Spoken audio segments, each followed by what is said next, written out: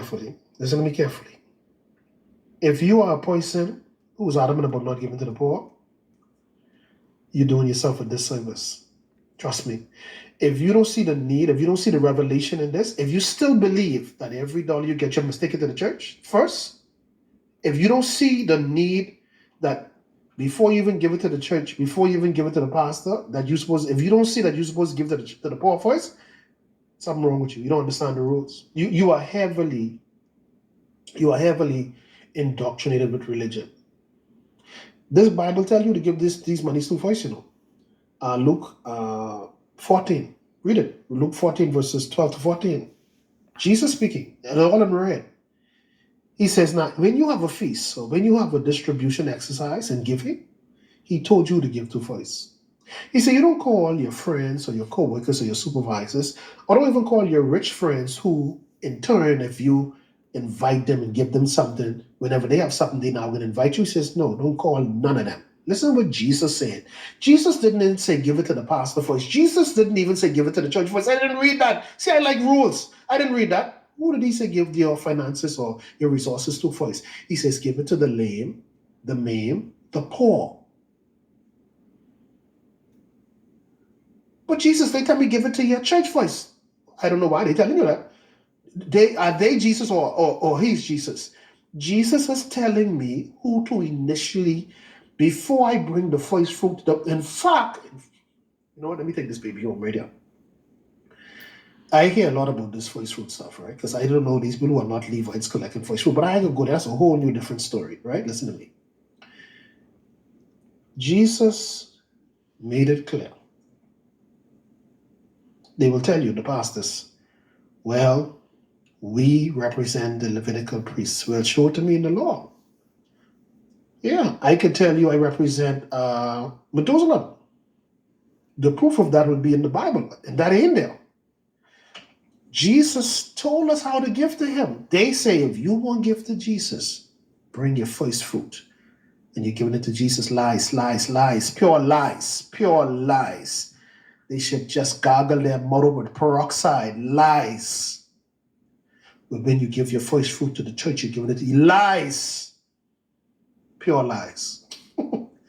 You're a liar, preacher.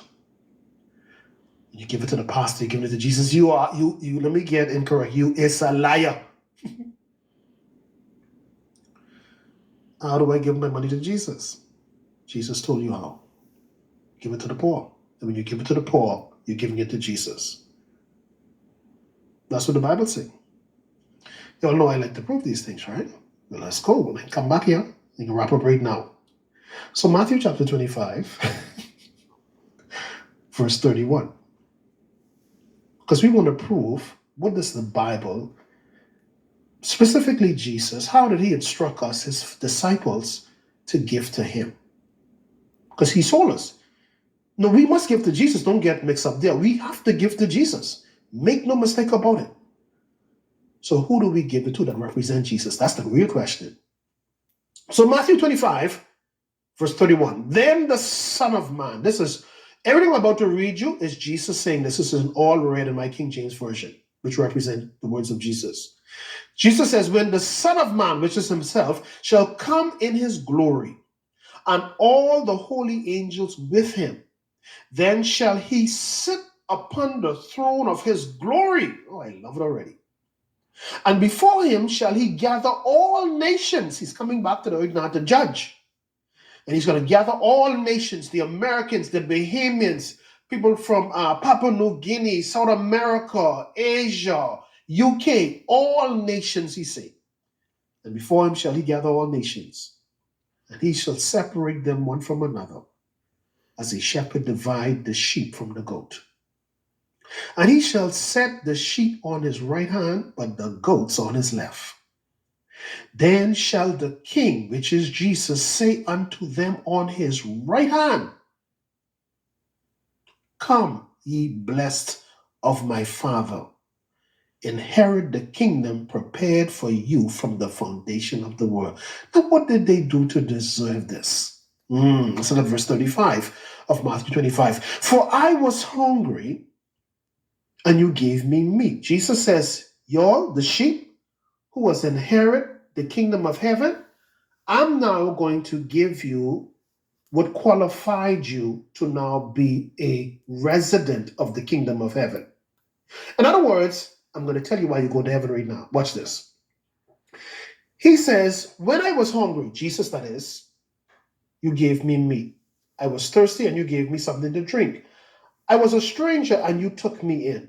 I was naked and you clothed me. I was sick and you visited me. I was in prison, locked up, and you came to see me, man.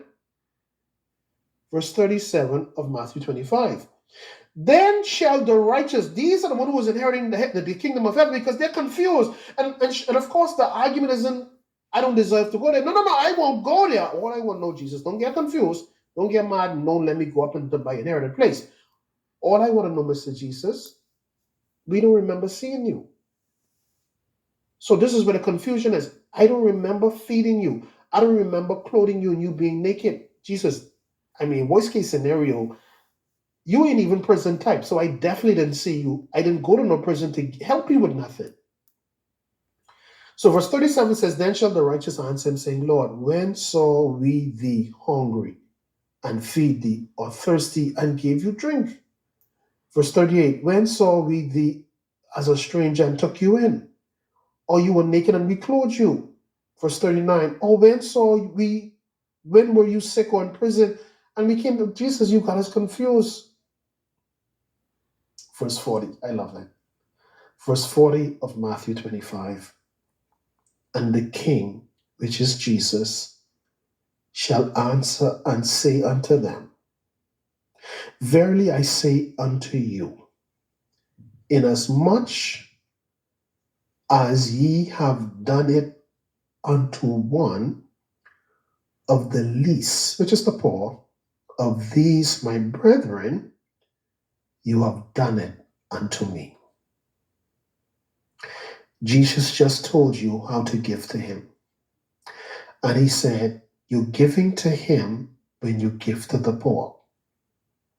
This is why in the earlier rules, as it relates to the poor, it says, he that make mockery of the poor is basically making mockery at God.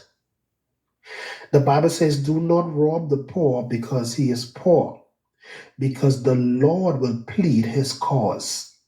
In the book of Psalms 105:9 somewhere, it says that the Lord is on the right hand of the poor. The Bible now comes back to us with more rules concerning the poor in Proverbs 28 verse 8.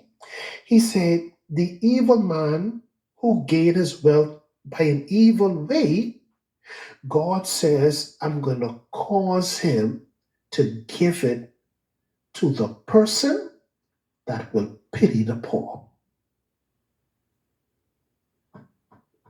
Mighty God. Did I make that up? No, I didn't. I never made that up. I didn't make it up.